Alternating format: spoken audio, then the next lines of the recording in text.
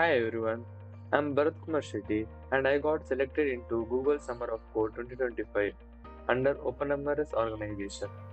My project is called Translation Builder, a tool designed to simplify the translation workflow inside the Form Builder module. Before diving into the demo, let's first understand what is Translation Builder and why we need it. So, what is Translation Builder? Translation Builder is an interactive tool integrated with OpenMRS Form Builder that allows users to add, edit, and manage form translation directly through the UI.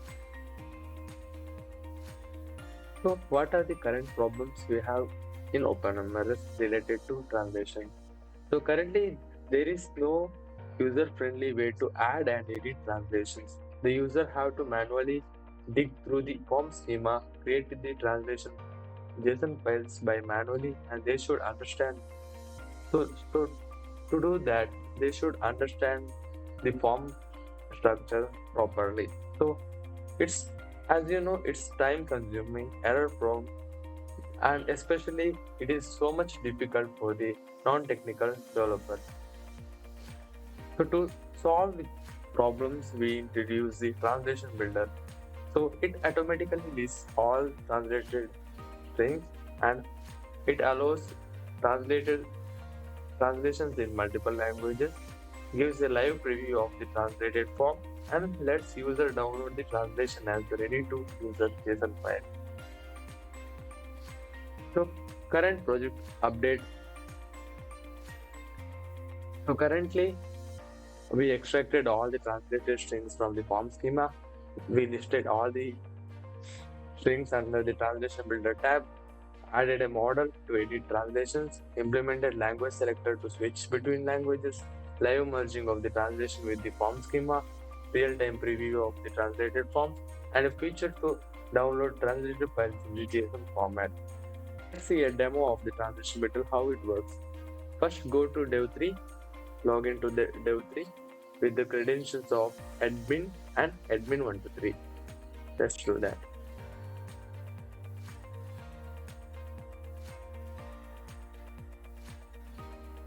After go to app menu, choose system administration. Under that, choose the form builder. After that, the form builder rows. Yeah, here it shows all the forms which are available in the Dev3. Choose whichever form you want. Let's consider add attach a form. Go to, as you can see here is the translation builder tab. Open that. So yeah, here you can see the all the translatable strings which are like extracted from the form schema. So it automatically extracts strings from the form schema. As you can see, there is a language selector. You can select whichever language you have to edit the translations or you have to add the translation. Let's choose French. After that, let's edit one translation. You edit in line. When you click in edit string, there is a edit model pop-ups. You can add the translatable string. Let's consider French form. Save the form. After it saves, it will be visible in the form schema. It automatically merges with the form schema. If you want to preview the form, choose the language in which you have to preview. Let's choose French because we edited in the French.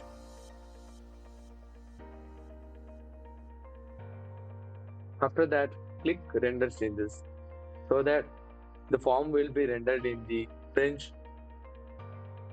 language. If you edit all the translation, as you can see, we have edited only one string which is French form. It is live here.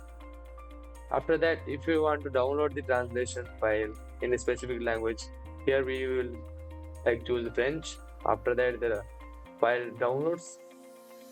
As you can see, it is in the proper format which is expected by the initializer.